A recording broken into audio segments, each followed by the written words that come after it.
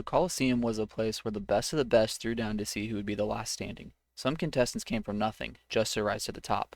What if I started with the bare minimum in Elestrals, just enough packs to make a legal deck? I would clash with other casters with the eventual goal of winning a tournament. Every win would reward a single randomized pack to upgrade my deck, with other rewards along the way. Will I be the last caster standing? It's time to enter the Coliseum.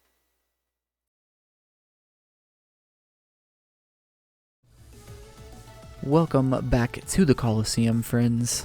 We are here today for, I believe this is episode 25, and joining us today we have the one and Oni from the Elestrals Discord. So big shout out to Oni for playing some games today. Had a blast. He's got showing off a lot of sick stuff here. First of all, the Elestriad mat is crazy. Signed by a whole bunch of people. I think this was Christoph's mat. Also, shout out to Christoph. I believe today that I'm recording this is his birthday. So if you're watching this, Christoph, happy birthday. But yeah, the custom snowlit sleeves, and then on top of the Flurmine spirits that are getting their revenge on me because I actually sold these stellar spirits to Oni. So yeah, anyways, hopping right into this one, Oni won the dice roll, opted to go first here. Starts out with a snowlit effect, mills a Brumalinx, a Gorgon's Gaze, a Moralith. Fortunate for me, unfortunate for Oni. We'll set one back row and then pass it over to me. I will cast out a Verituka. Set a back row, and I will swing triggering Verituka effect, and luckily that goes through. So we are able to clear the snowlit, pass it back over, and yeah, feeling pretty good to start this one.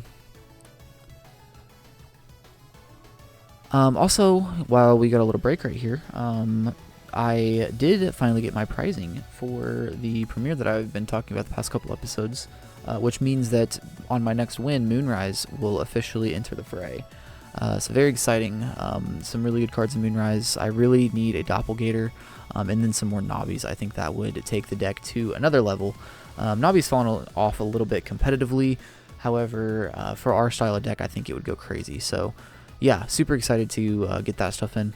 Anyways, Oni, let's see. We went with an expend to draw, set another card, and pass. So I'll go ahead and cast out a Volcaries right here.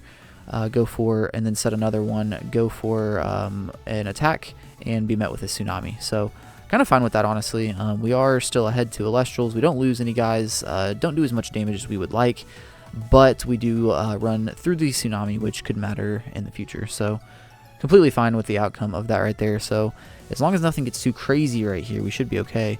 Unfortunately, things might start going downhill right here. We see a Moralith. Moralith effect, we see a Lycan, Gorgon's Gaze, Narpoon, Shield, and Cedar Soar hurts the very last mill. The Cedar Soar will hit the board right here. The nice, pretty stellar from, I think, TP3. Very unfortunate for me. I thought I was like going through there holding my breath, and then we got to the very last card, and it just, very sad. So anyways, we will lose both of our guys right here. A bit unfortunate. Cedar Sword will go ahead and swing into, I believe, the Verituka, yeah, and then Moralith will try to take out the Volcaries. I don't have anything to respond with right here. I might have something to respond with, but I didn't respond with anything. So we'll take play right here. A bit unfortunate falling behind in this one. We'll go ahead and cast out a Galaxy right here. Thought process, I don't want this to get like too out of hand, so I just opted to cast out a Galaxy, trying to take out the Cedar Sword right here. That's the best case scenario for me, and luckily the attack does go through, so a bit surprising right there, honestly. I feel like if he had anything to stop the Galaxy or even a Gorgon's Gaze in the battle step, that would have went crazy right there. Maybe he just didn't care much about the Cedar Sword sticking, but yeah, I'm perfectly fine with the outcome right there. So we will see a Mountains of Boreas hit the board right here. Mountains will give +1 for each Flurmine enchanting Elestrals on the field. So the Moralith goes from a 6/4 to an 8/6. Also, and then he will swing over with the Moralith, forcing me to take an extra Spirit of Damage right there. And we didn't see a cast that turn, luckily for us. So maybe we might be okay if we have something to stop this Moralith. A few cards in hand right here. Looks like we have made a choice. We will go with a Jotagua right here. So playing a little bit of defense, healing up a little bit. I figured might be okay in this one to go ahead and take a turn to heal up.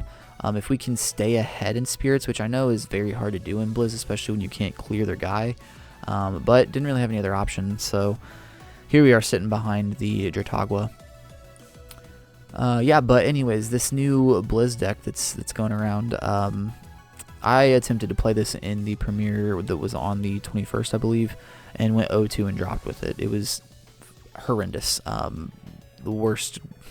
worst experience playing Elestrals to this day. I felt dirty playing the deck, and I think I was rewarded properly with the X2 exit from the tournament. So anyways, very gambly kind of deck right here. First time I believe that we've seen it in the Coliseum, but Mountains being thrown into the deck nowadays with the Brumelink's champ of Kione is absolutely insane. It turns your Cedar Swords into 6 attackers, 8 defenders, turns your Morliths, like I said earlier, into an 8/6. It's absolutely insane. We do see a Morlith right here, second Morlith, and the mills will be an Aspral, a Blizz, looks like an Avalanche, Morfrost Bat form, and an Infrostix. So luckily none of those matter in this current board state. Unluckily for us, this is 2 Morliths right here, so we'll go ahead and get some spirits ready to expend because I have nothing to respond with. And then we'll see a Rise from the Ashes hit the board right here. So absolutely insane. We did just see the Blizz milled. So yeah, this one got really crazy really quick. I love how the first time I played this deck in the Coliseum, they hit the 1 of Rise. Like, when I went in that tournament that I was telling you guys about, I think I milled Rise like 4 or 5 times in 2 series. So it's like absolutely insane how terrible my luck was. Yeah, we'll see the Blizz come down right here. Waiting to see what spirits are going to be enchanting the Blizz. I do have a couple back row, and I was trying to figure out if any of them were worth it, but we do see it will be misenchanted right here with a water, and so that means that we are completely fine to just let this thing go. I want to say that we had a dense fog in the background, or in the back row, and I don't exactly remember what the other back row was, but there is a world where we potentially cast the dense fog on the cast of the Blizz tricks. We chain it. That way the Blizz will not be able to trigger its effect to pop our other back row. I honestly don't know. I don't think I remember. I want to say it was Spoiled Fruit that we had set back there. So Spoiled Fruit not really doing anything in this matchup unless we see a Catarina in deck, which Blizz doesn't really do. Might side it, but not a main deck. Anyways, we'll pay out. I think it was 5 the last turn. And then I'll draw for turn right here. Move the Dratagua to the Underworld because I forgot to do that last turn. Luckily, I did take the correct spirit damage there. Not trying to cheat again after last week's episode. Yeah, but anyways, we're staring down double Morlith and Blizz right here off of the Rise. So we'll go ahead with a Hephaestus right here, and we'll immediately disenchant this Hephaestus to search for an artifact. That does go through. Did this in the incorrect order, actually, now that I think about it. You guys will see what I'm talking about here in just a second. But we will search the Necklace of Harmonia off of the Hephaestus. And that is a Nexus Bank. And something that's very important right here. I actually think I probably misplayed this. So, oh no, we have to go with a Mudlet here. I thought I had Kinleo in hand. I did not. We have to go with a Mudlet here, and because he knows that I have the necklace in hand, he will opt for a Gorgon's Gaze. So I was going to change the Blizz to defense and then throw the necklace on and swing over the Blizz. Would have to burn 2 in the end phase for the necklace, but that would keep the Morliths from punching over, so seemed like it was going to go pretty well. Unfortunately, the Gorgon's Gaze right there. I believe that was set for a while, so that turn that I had mentioned earlier when I went with the Galaxy over the Cedar Soar, the Battle Step Gaze, I think, was an option there. So, yeah, kind of surprised that it didn't hit there, but honestly, probably for the better if you're Oni in this situation, just because you'd like to keep your Blizz on board. Next turn, you might be able to re-enchant, or I don't know if I want to say he's on like 2 spirits, but no, we do see a re-enchant right here. Yeah, so there's the re-enchant of the Floor Mine, which will make it properly enchanted and have a water on it just in case we have a Tsunami in the back. That will allow the Blizz effect to trigger, shuffling back a Bat form, an Infrostix, and a Morfrost Lichen right here. Or not shuffling back, putting them on the bottom of the deck to destroy a card. And so the one under the Mudlet is chosen, and that is the Dense Fog that I had mentioned earlier. Doesn't really matter at this point. We are going to take, what's that, 7 damage here? Yeah, and lose our Mudlet. And yeah, so this clash is looking just about over. Unfortunately, our deck is not too well prepared for the Blizz. It can do some stuff if Blizz low rolls, but unfortunately here, the Blizz did not low roll. So we will go ahead and draw for turn, and we draw the Earthquake, but I think it is too late. Yeah, we do not have the Earth Spirit, so GG's. We will take an L right here to Oni in game 1. But yeah, we will see if we can get a dub in game 2.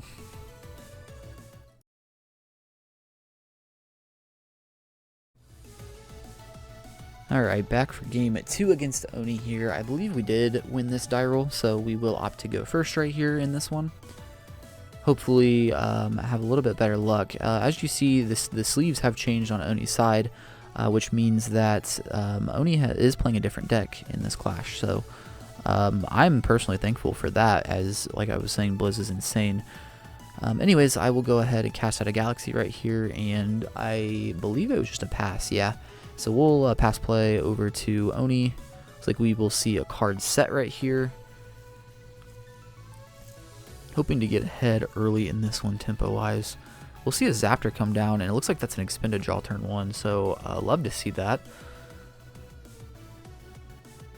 Get ahead in tempo, potentially get a couple hits in of damage next turn. We'll go ahead, one more set on Oni's side, pass it over, so I will take play with the Galaxy on board, leaking the hand a little bit right there. Saw Spoiled Fruit, which I don't exactly know what Oni's on, but we saw the Thunder Spirit, so Quackle might be a thing, Arcolith might be a thing. I don't know if Arcolith actually can be Spoiled Fruited. I think they had to be returned to Underworld, so I'll have to double check that, but I don't think it works. Anyways, we'll set 2. I think we expended a draw right there, so a bit unfortunately we didn't have another decent body to play. But we will go ahead and match his expended draw with our own, and I will swing for 1, which Oni will opt to take, and we'll pass play back over. Yeah, I did have some other guys in hand, but I want to say in this one it was like a Quackle and an Eddy, and you don't really want to play either of those into an open board like that. Or like, I guess like, or not Quackle, Sluggle.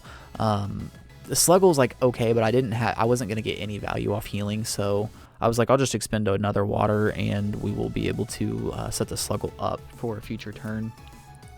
So we do see a Funglow hit the board right here. And then we will see a Thunderstorm come down, and it hits the Spoiled Fruit. So a bit unfortunate if we do end up seeing like a Quackle or something later in this one. But Funglow, I think it's when this Thunderstorm is cast, it can special a Brontoglow from deck. So this is a new combo to the Coliseum, but actually pretty difficult for us to deal with. So we will see the Brontoglow hit the board right here. 2 Thunder Spirits. It is a 6/5. And it is the pretty Brontoglow from the Clash Kickstarter, I want to say. Anyways, yeah, pretty insane. Luckily for us, the Funglow is in defense. We would have had to have taken an extra spirit and damage right here if he would have thrown it into attack. Luckily for us, we don't, so we will just take the 1 battle damage from the Brontoglow swinging over the Galaxy, and we will take play again. Thinking about the play right here, I have the Sprouter. You guys see I'm pretty much committed to the Sprouter at this point. I'm just trying to figure out if I want to go in attack or defense. Opt to go attack right here, and I will try to trigger the effect to search for an artifact. I left in attack right here because I really didn't want to leave this Funglow up in case there was another Thunderstorm. So after I saw that it was, well, I guess I would have had to have casted beforehand. But I opted to, call the bluff on the back row and leave the Sprouter out there in attack to get over the Funglow. Luckily for me, it goes through. So we'll just go to battle, kill the Funglow, pass it back over. Necklace in hand sets us up for some future turns right here. Potential Kinleo Nexus plays, so feeling pretty good in this one so far. Assuming those back row aren't anything too crazy.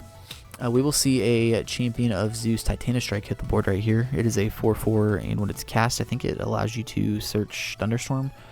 Kind of unfortunate for us. Well, kind of fortunate, kind of unfortunate. The back row, our back row aren't too playable most of the time. So I don't remember if this is one that we really wanted to keep around. If it was a PTA, we probably would have casted it on the Titanostrike, I believe, knowing that he had that he was going to get the Thunderstorm. So I think it's safe to say it's not that. And then Shield I would have used last turn, so it's not one of our powerful back row. We don't see the Thunderstorm come down, it looks like, on this one, so we're able to keep the back row. The Titanic Strike will clear the Sprouter, and then the Bronto-Glow will swing for 2 damage right here. Go ahead and pay out those 2 spirits. I think we already have the Sluggle properly or set up for a future turn. Be able to expend other spirits instead. I know I've messed that play up in the past, but getting pretty decent with it now. Leaking the hand, do see the PTA right there, so that's okay. Honestly, would have loved to have seen it before the Bronto-Glow was cast. That would have allowed us to take it out and keep our whale. Unfortunately, it didn't work out that way. We will go ahead and set the PTA and the Verituka, and we will swing into the Titanic Strike, hoping to take it out with the Verituka effect. Looks like he's taking a minute to think about this one right here. Titanic Strike's already done its job at this point, and yeah, we will see the strike go down right here. It's already done its job at this point, like I was saying. And then doing some, just clarifying the effect of Verituka right here, that it only works when it enters battle. So he doesn't have to worry about it at all. At least unless, you know, it stays up past this turn, which presumably it won't. So we will see a Zaptor come down right here. And we will see an Electrifly. Oh, I think it's Electrifly? I forget what the Ascension's called. I'm pretty sure this one's Electrifly. Electrifly is a Moonrise card, I believe, and it is a disenchant, search for a 1-cost Thunder Elestral. So, kind of iffy. You would rather it stick around, so it would be much better if it was just on cast do something. But kind of similar to Boombat, like if you can get another spirit on it, it can kind of go crazy. So anyways, we will see a Quackle, Artist Collection Quackle, come from the deck to the hand right there, and Spoiled Fruit would have come in handy that we lost to the Thunderstorm earlier. Bit unfortunate. We will see the Bronto-Glow swing over and do a damage right there. So falling behind in this clash, I still don't feel terrible about where we're at right now. We see a Funglow come back. I guess I don't know the exact Bronto-Glow effect, but apparently it has some effect to bring a Funglow back. So we will see the Funglow come back with a Lunar Spirit enchanting it. So sure, don't love it, but not terrible. Not too difficult to deal with that guy. So we will see the Kinleo hit the board right here. As you guys know from a previous turn, we have the necklace in hand, and we will go ahead and cast the necklace. And looks like he is looking at his cards, and we'll flip a Dense Fog. So pretty bad for us right here. This is chained to the cast of necklace, meaning we can't use the Kinleo effect to Nexus, and Dense Fog only suppresses Elestrals on the field. So it's I still will have to expend for the necklace in the end phase. So kind of unfortunate right here. Fortunately, though, it doesn't. Dense Fog does not stop the. I will go ahead and pay out the 2 a little bit early right here. I did opt to go to battle and to attempt to swing over the Bronto-Glow. Doing a little bit of thinking right here. I think I kind of psyched myself out. I was thinking that Dense Fog was like Gaze, where it stops like attacks and whatnot from happening, and then I realized like right then that I could actually go ahead and still attack. So luckily the attack does go through. I did expend the 2 already, so good on the spirit math there. We did clear the Bronto-Glow. We're staring down this Funglow right here, but as long as our Kinleo can stick, I think we're in a pretty good spot. We can still Nexus to pop something. We know we have the PTA set from a previous turn, so if anything comes down, I mean, I don't know what's going to come down. If there's another, the Thunderstorm. The Thunderstorm would have been the obvious play. We will see an Ambro first, but the Thunderstorm is the obvious play because Thunderstorm takes out the necklace, allowing, you know, basically anything to get over the Kinleo at that point other than the Funglow. But we have the PTA on cast, so feeling okay here if that is the play. He will go ahead and heal the couple spirits up, and we see a Frost come down, which, yep, is the Cryoblast. So Cryoblast, taking out the Kinleo. Very unfortunate. Trying to see if I have anything to do here. I do not have any way of buffing Kinleo defense, so Kinleo will fall to the Cryoblast. Necklace will get sent to the Underworld, and now we are in a pretty rough spot. This Funglo can go to attack and swing, or it can get ascended over into a double lunar like a void right there. So, oh, this is atrocious. This turn tempo really fell out of our favor. Will flip the PTA on the Like a Void right here. Was thinking that only 2 Werepups were going to come down, but this was an Ascension, a correctly enchanted Ascension, so actually all 3 Werepups will come out of the deck, assuming all 3 are in deck. I want to say we had 7 spirits left going into this turn, and with the PTA, yeah, we see all 3 Werepups come down, so misplay on my part right here. I will be taking 1, 2, 3, 4, 5 damage plus the 1 from the PTA, and then plus, trying to pay out. So, yep, this one will be a second loss right here to the one and Oni. But yeah, big shout out to Oni. Really appreciate the games. Had a blast playing. It was really cool to see, some. Like, Blizz kind of sucks, I'm not going to lie, but cool to see an original deck right here with the Brontoglow. Really cool to see. So yeah, shout out to Oni. Yeah, anyways, stay tuned. I think I want to put together a couple potential lists, so I'm going to get those in the deck builder, and we will hop right over there and talk about those.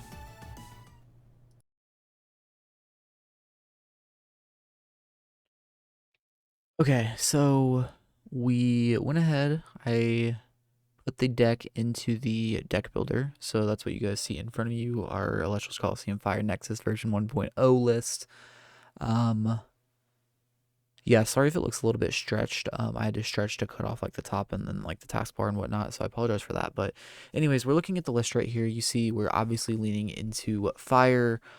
We've got the forges, we've got the banks, all of the fire guys, and then we've got like a small earth package, small water package, small thunder package, same thing with lunar, and then our decent runes and whatnot. So this is what we're looking at so far.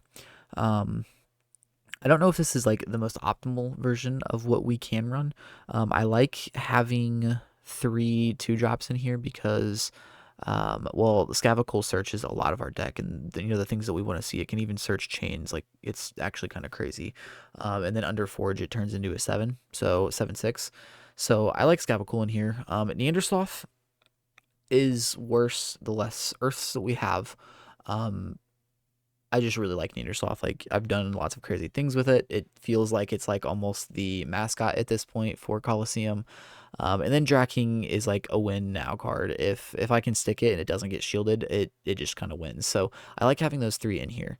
You take out those 3, we are sitting at 21 Elestrals, which still feels a bit high, but we don't have any other back row that we can really put in. So,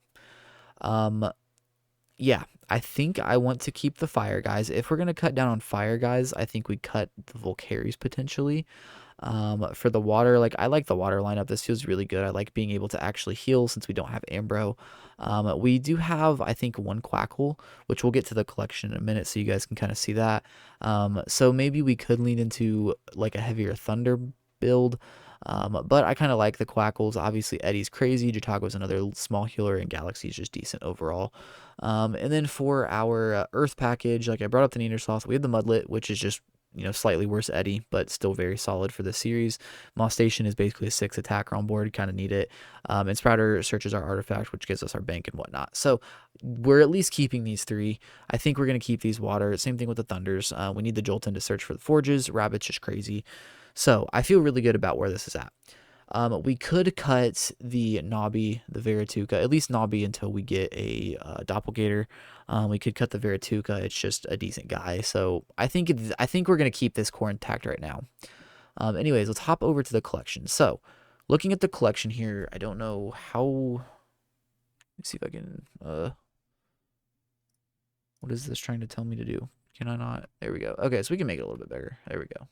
Okay, so this is the collection currently. I went ahead and threw it into the sheet so we would have a better way to reference it, so you guys can kind of see everything that's in here. So I entered everything, and then I kind of went through here, and this options column over here is things that we can consider. And currently, the only thing that we can consider, I think, are the Cryoling line, because we have 2 Ling and 1 Vern. So we can't really do this yet unless we are on way more Frost, and I don't think the other stuff that we have here um, it doesn't make me want to build more Frost heavy. I feel like we would be making the deck worse overall to run Frost just to make this work. So maybe in the future this can come in, but I think for right now it's just bad. The other option that I think that is something we could consider is the Voltempest list, because we have a lot of decent Thunder stuff. Like we have the Rabbit and the Jolton in the list already. We have Toxeon, we have Quackle, which are solid. And then we have the Griffuse and we have a Voltempest. We have 2 mounts, Mount Olympus and 1 Race to the Top. Race to the Top obviously limited right now. So I don't think we can do this yet. I don't think it's good enough yet, but we have a decent kind of core for Thunder where we might be able to make something work there in the future. So that's something else that's going to stay on my list for right now. Other than that, looking at this, I don't really think there's anything crazy. Like there's just some decent cards in here. Like obviously we have Echo Lynx is in here. We have the Rummagem somewhere right here. We have 3 Rummagems. So, there's some stuff that we can do here, but like, unless we're leaning more into Earth, I don't think we really, care about that. Don't really have like a great, we don't have Demeter. We have Nexus Banks that we could use for Echo Lynx. So it's something we could consider. Maybe we could even just throw in the one of Lynx over something else and potentially use that to pop back row. That might be something. I'll add that. Echo Lynx. Okay. We'll add Echo Lynx there. Fire stuff. The other thing that we could, that this is not going to work just yet, but Blazerus OTK is a thing that we could consider. We have 2 Exalt Flare. We have 1 Blazerus. Literally 0 consistency at all, but it's something that we could throw in since we're already on fire. Frost kind of went through this. We do have a lot of bears. We have Ursicle. We have these bears, which I think only Urseer is the only good one. We have an Abominursa as well. So like we have a small bears package. It's just not great. So, if we start to pull some dens, hibernation once we get Firestorm, something we can consider. Yeah, nothing else to even talk about in Lunar and Solar. We haven't opened enough Moonrise, or we've opened a decent chunk of day. Well, not a decent chunk, but decent for this series amount of Daybreak, and somehow don't have like any Solar, so it's kind of crazy. We talked about Thunder. Water, like we have other cards. Also worth noting, anything that you saw in the deck builder, I didn't put in here. So like we have 1 Dratagua in deck, we have 1 out of deck, so we have 2 in total, but I did it like this. Yeah, we have like some solid ones. We have Narpoon. We have, if that would kind of work with the Cryoling line if we eventually get to that point. Also solid with Frostmite. Yeah, the second Dratagua, the Foamy, that's all that's really like worth it, I think. Like there's some other like okay 2 drops in here, but nothing we're gonna like build around. So I don't even think it's worth throwing in the options list yet. And then Wind, we have some okay stuff in Wind. We have Swirlet, which is a 5, very good card. We have Toxiswarm, which is a 4, and it's a burn one, so it's okay. 3 Nemesail, so we have the healing. I'll just add Wind stuff. We'll just say Wind stuff for right now, because I don't think there's anything in here that we can do just yet, but there are the makings of something here. So. And then our Omni runes that we have that are not in the deck, which Golden Apple typing is hard. Okay, so yeah, that's everything. These are our options that we can add in. I don't think any of this is worth it right now. If you guys disagree, let me know in the comments and let me know why. Definitely willing to hear you guys out to potentially make the deck better. So yeah, hopefully I have the best version here. There might be like 1 or 2 cards we should swap out, but I think I have a pretty solid list right here. But we're finally getting to the point where we can start theory crafting and potentially find something better. So yeah, let me know what you guys think. If you enjoyed, please leave a like. Subscribe definitely helps out the channel. I think we're on 45 subs, which isn't a crazy number in the grand scheme of things, but to me it's a crazy number. So I appreciate you guys for hanging around and continuing to watch. But yeah, so let me know what you guys think. We'll see you next week.